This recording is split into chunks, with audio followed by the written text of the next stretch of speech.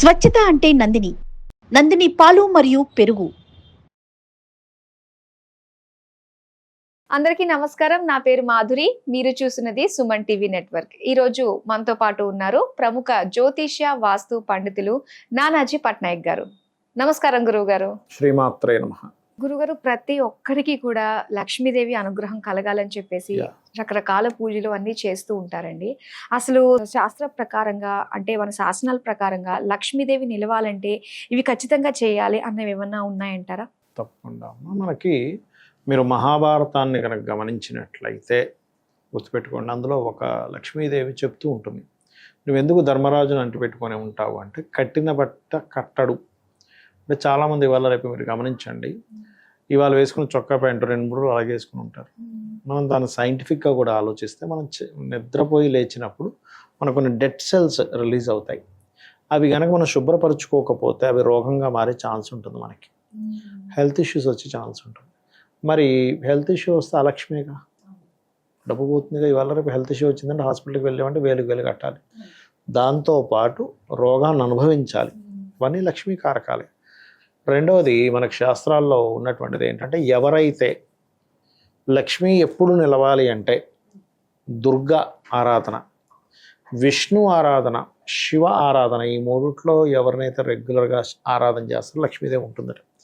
ఈ 3 దేవతల్ని, ఇతర దేవతా స్వరూపాలను ఎవరైతే ఆరాధించారో వాళ్ళకి లక్ష్మి నిలబడదు అని చెప్పి శాస్త్రం చెప్తుంది. అర్థమైందమ్మా? అలాగే లక్ష్మీదేవి కొన్ని వాటిలో చెప్పడం జరిగింది ఏమిటంటే, క్షత్రియుడు ఉన్నాడు, క్షత్రియుడికి పెరిగితనం ఉందనుకోండి, లక్ష్మి వదిలేస్తుందట వాడిని. అంటే క్షాత్రము అంటే ఇన్ సెన్స్ మన పోలీసులు ఉన్నారు ఎగ్జాంపుల్, క్షాత్రం అంటే మనకు సెక్యూరిటీ ఇచ్చేవాళ్ళు. సెక్యూరిటీ ఇచ్చేటువంటి, ఇప్పుడు అందుకే చూడండి మహాభారతంలో కూడా మనకి భగవద్గీతలో శ్రీకృష్ణ పరమాత్మ అర్జునుడు అంటాడు చూసి, ఒకసారి ఆ రథాన్ని తీసుకెళ్ళి మధ్యలో నిలపమని చెప్పని అందరినీ చూసి, గురువులని, తండ్రులని, మేనమామలని, అన్నదమ్ములని అందరినీ చూసి హృదయము ద్రవించి, నకాంక్షే విజయం కృష్ణ, నాకు విజయం వద్దు, రాజ్యము వద్దు అని, నేను కావాలంటే బిచ్చమెత్తుకొని బతుకుతాను, నేను ఏ యుద్ధం చేయకుండా వాళ్ళని బాణాలు వేస్తే చచ్చిపోతే వీరస్వర్గం చెందుతాను, ఇట్లాంటి పిచ్చి పిచ్చి మాట్లాడతాడు.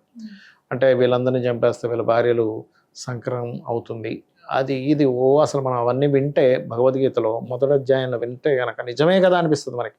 అరే కరెక్టే కదా, ఎంత మంచివాడు అర్జునుడు, నిజంగా ఎంత మంచి మాటలు చెప్తున్నాడు, అవసరమా ఆ రాజ్యం కోసం కొట్టుకోవడం అవసరమా అనిపిస్తుంది. కానీ క్షాత్ర ధర్మం అది కాదు. క్షత్రియుడు అంటేనే పోరాడాలి. ఇప్పుడు మన బార్డర్లో ఆర్మీ ఉందమ్మా, ఆర్మీ వ్యక్తి వచ్చి ఏమండి మనం బార్డర్ దగ్గర వాళ్ళని చంపడం ఏమిటి, వాళ్ళ ఫ్యామిలీ ఏమైపోతుందో, అవసరం అది ఇదంటే మనం ఏమంటారే, నిన్ను పెట్టిందే సెక్యూరిటీ కోసంరా అవునే కాదు. అదే బార్డర్లో ఉన్నటువంటి ఆ యొక్క ఆర్మీలో ఉన్న ఆ సైనికుడు కనుక ఒక 10 మందిని వేసేసాడంటే ధైర్యంగా ఒక్కడే ఉండగంటే మనం అప్రిషియేట్ చేస్తాం. అంటే ఏంటి, వాళ్ళ ధర్మాన్ని వాళ్ళు నిర్వహించకపోతే లక్ష్మి ఉండదు. ఒక వైశ్యుడు ధర్మబద్ధంగా గనక వ్యాపారం చేయకపోతే లక్ష్మి అతని దగ్గర ఉండదట. అర్థమైందమ్మా? ఒక పురోహితుడు ధర్మబద్ధంగా ఆయన పౌరోహిత్యం చేయకుండా ఇబ్బంది పెడితే లక్ష్మి ఆయన వదిలేస్తుందట. వాళ్ళ రేపు మనం చూస్తూ ఉంటాం, అంటే అసలు ఉన్నా లేకపోయినా పూజలు చేయడం, కొన్ని హాస్పిటల్స్లో అవసరం ఉన్నా లేకపోయినా ఆపరేషన్స్ చేయడం, వైద్యుని వదిలేస్తుంది లక్ష్మి. అవసరం ఉన్నా లేకపోయినా అవతల వ్యక్తిని భయపెట్టి ఆపరేషన్ చేస్తే వైద్యుని వదిలేస్తుంది. ఒక పురోహితుడు గనక అవసరం ఉన్నా లేకపోయినా భయపెట్టి ఏదైనా పూజ చేస్తే వాడిని కూడా వదిలేస్తుంది. కాబట్టి చాలా జాగ్రత్తగా ఉండాలి. అందుకే లలితా సహస్రనామాల్లో ధర్మాధ్యక్ష, ధనాధ్యక్ష, ధనధాన్య వివర్ధనియే నమః అని ఉంటుంది. అంటే ధర్మానికి అధ్యక్షురాలు, ధనానికి అధ్యక్షురాలు, ధనధాన్యానికి అధ్యక్షురాలు. అంటే ముందే మాట వేశారు, ధర్మం అనే మాట వేశారు. ముందు ధనము వేసిన తర్వాత ధర్మం వేయచ్చు కదా అంటే ముందు ధర్మంతోనే ధనం ముడిపడి ఉంటుంది. ధనాన్ని మనం లక్ష్మి అంటున్నాం. ఒక లక్ష్మి అంటే కేవలం అది ఒకటే కాదు, అన్ని అష్టలక్ష్మిలు ఉన్నారు మనకి. ధనలక్ష్మి, ధైర్యలక్ష్మి, సంతానలక్ష్మి, విద్యాలక్ష్మి, ఇలాగా అష్టలక్ష్ములు ఉన్నారు. కాబట్టి ఈ లక్ష్ములన్నీ మనం అర్థం చేసుకోగలగాలి. అలాగే మరొక విషయం ఏంటంటే, ఇక్కడ విష్ణువుని ఆశ్రయించి ఉంటుంది లక్ష్మి ఎప్పుడు కూడా. విష్ణు అంటే ఎవరు, విష్ణువు ఏ గ్రహానికి అధిష్టాన దేవత అని లోతైన పరిశీలనలోకి వెళ్తే విష్ణువు బుధునికి అధిష్టాన దేవత. బుధగ్రహం యొక్క ఇబ్బందులు వస్తున్నాయంటే విష్ణు ఆరాధన చేసుకుని బుధగ్రహం యొక్క అనుగ్రహం కలుగుతుంది. గుర్తుపెట్టుకుని, ఎందుకంటే బుద్ధికి కారకుడు, స్పాంటేనియస్ కారకుడు. ఇప్పుడు ఆ విష్ణుమూర్తి దగ్గర లక్ష్మీదేవి ఎక్కడ ఉంటుంది? పాదాల దగ్గర ఉంటుంది. అదేమిటండి అంత విష్ణుమూర్తి అమ్మవారిని పాదాల దగ్గర పెట్టాడంటే ఆయన ఇచ్చిన స్థానము హృదయంలో ఇచ్చాడు, కానీ ఆవిడ పాదాల దగ్గర కోరుకుంది. ఆయన మాత్రం హృదయంలోనే వక్షస్థలం అంటాం మనం. ఆవిడ ఏంటంటే ఎందుకు అంటే ఎప్పుడూ కూడా మనం స్పాంటేనియస్నెస్ ప్రజెంట్ టెన్స్లో ఉంటేనే లక్ష్మీ మన దగ్గర ఉంటుంది, గుర్తుపెట్టుకోండి. ఇప్పుడు మనం ఏ పని చేస్తున్నామో ఆ పనిలో నువ్వు గనక దక్షత కలిగి ఉండి ఆ పనిలో నువ్వు కంప్లీట్ కాన్సన్ట్రేషన్ చేసి ఉంటే అదే లక్ష్మి. అంతేగాని ఇక్కడ ఈ పని చేస్తే ఇంకోటి ఏదో ఆలోచిస్తుంటే, ఎగ్జామ్ హాల్లో కూర్చున్నాం, ఎగ్జామ్ రాయాలి కానీ ఆ 2.5 గంటలు ఇంకోటి ఏదో ఆలోచిస్తే ఆ ఎగ్జామ్ సమయాన్ని నువ్వు కోల్పోయావు, తద్వారా నువ్వు ఫెయిల్ అవుతున్నావు. అలాగే ప్రతి పనిలో కూడా ఒక టిఫిన్ సెంటర్ నడుపుతున్నాడు, ఒక దోశ వేసి ఇవ్వాలి, ఒక క్లయింట్ వచ్చాడు, ఆ కరెక్ట్ నీట్గా వేసిస్తే అది ఇంకోసారి వాడిని వచ్చేలా చేస్తుంది. ఏటో ఆలోచిస్తే ఏదో చేసి అది మాడిపోయి ఏదో ఇచ్చింది గారు వీటి హోటల్కి ఇంకోసారి వెళ్ళకూడదురా అంటాం.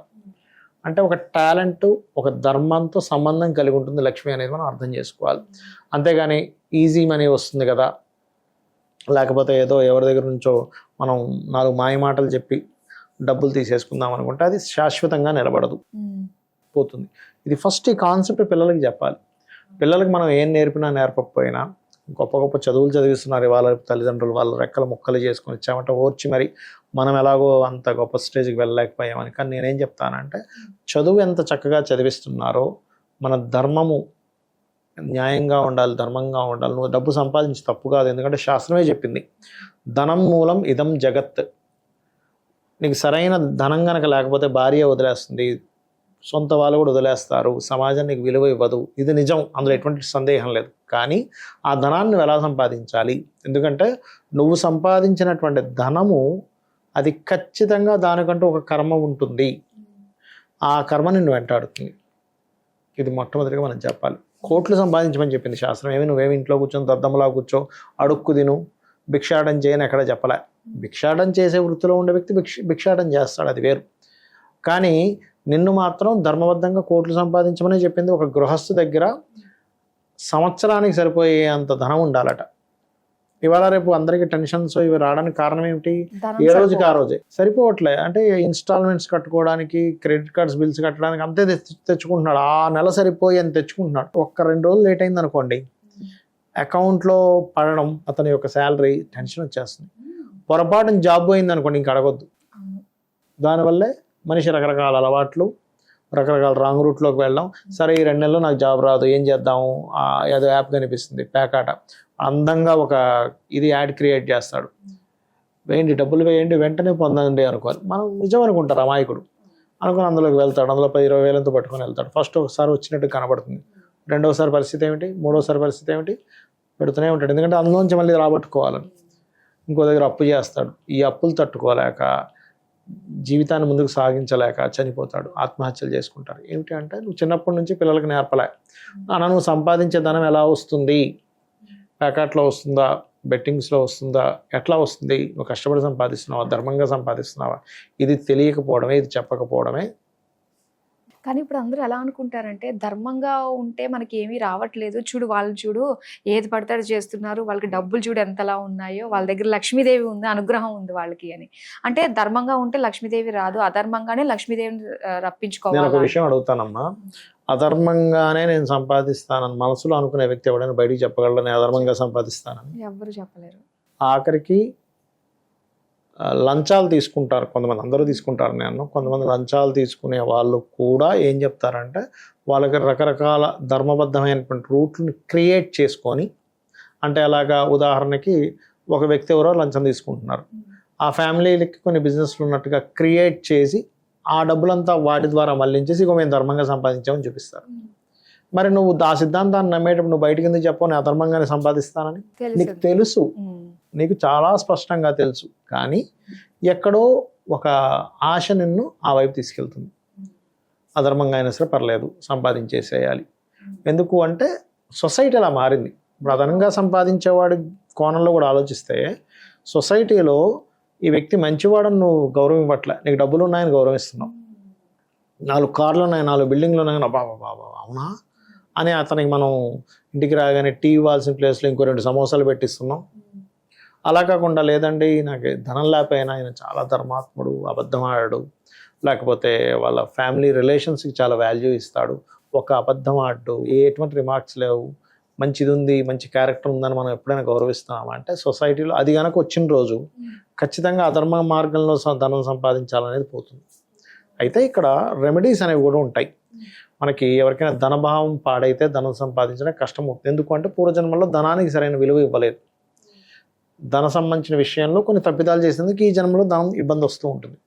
దీనికి శాస్త్రంలో ఓం సంపత్కరీ సమారూఢ సింధుర వ్రజ సేవితాయే నమః, లేదా ఓం ధర్మాధ్యక్ష ధనాధ్యక్ష ధనధాన్య వివర్ధినియే నమః చేసుకుంటే ఖచ్చితంగా బాగుంటుంది. ఓకే, మనం ఈ మంత్రాలు జపిస్తూ ఉన్నట్లయితే మంచి మార్గంలో వెళ్తూ నీ మటుకు నీ పని నువ్వు చేసుకుంటూ భగవంతుని నమ్ముకుంటూ వెళ్తున్నట్లయితే ఖచ్చితంగా ఫలితం ఉంటుంది. అందులో ఎటువంటి సందేహం లేదు. కానీ ఇప్పుడు ఎవరైనా అధర్మంగా సంపాదించినా కూడా అది శాశ్వతంగా అయితే నిలవదు, 100% నిలవదు.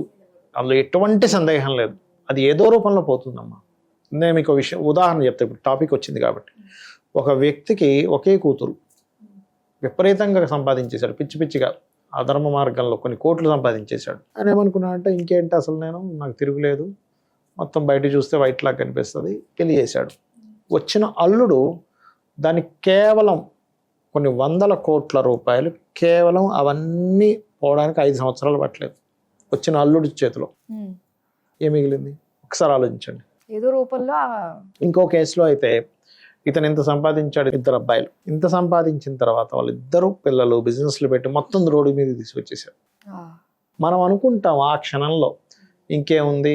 అయితే ఇవాళ రేపు ఎలా ఉందంటే ధర్మంగా ఉంటే రోజులు లేవు, అధర్మంగా ఉంటేనే బతుకుతాం. ఇవన్నీ ఏంటంటే ఆ క్షణంలో మనకు ఉండేటువంటి కష్టం వల్ల కలిగేటువంటి ఒక ఆలోచన మాత్రమే, కానీ సత్యం కాదు. సత్యం వేరు, నీ కష్టం వల్ల కలిగిన బలహీన క్షణాల్లో జరిగిన నీ ఆలోచన వేరు. బలహీన క్షణాల్లో కొన్ని ఆలోచనలు వస్తాయి, అవి సత్యాలు అవ్వవు. కానీ బలహీన క్షణాల్లో కూడా నువ్వు బలంగా నిలబడ్డమే సత్యం. ఇప్పుడు ఈ మాటలు ఏంటంటే ఒక కౌన్సిలింగ్ లానే అనిపిస్తుంది చాలా మందికి, వినే వాళ్ళకి నిజమే కదా అని చెప్పేసి. చాలా మంచి మాటలు మాకు తెలియజేసినందుకు ధన్యవాదాలు. శ్రీమాత్రే నమః.